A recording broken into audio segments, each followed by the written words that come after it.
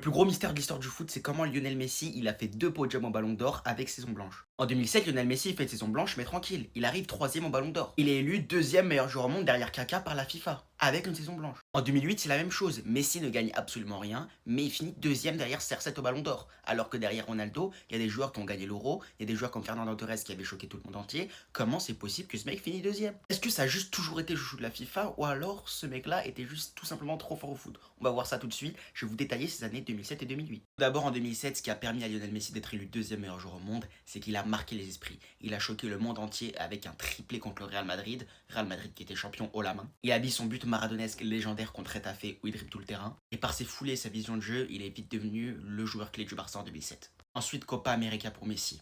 C'est là qu'on se pose la question de est-ce que c'est pas le chouchou de la FIFA?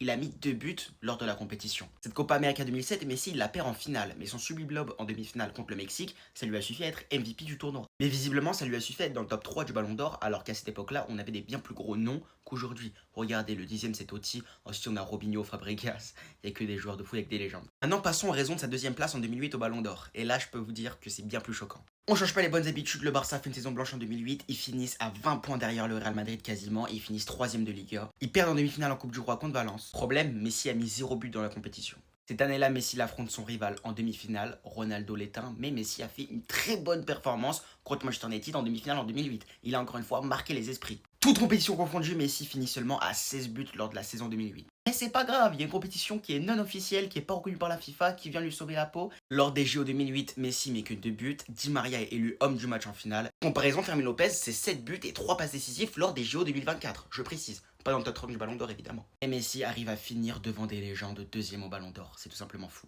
On est vraiment sur le contraste entre est-ce que Messi c'est vraiment le chouchou de la FIFA ou est-ce que c'est juste qu'il est trop fort pour le foot? Est-ce que c'est juste tellement d'extraterrestres que même avec des saisons blanches, il finit devant des légendes au Ballon d'Or?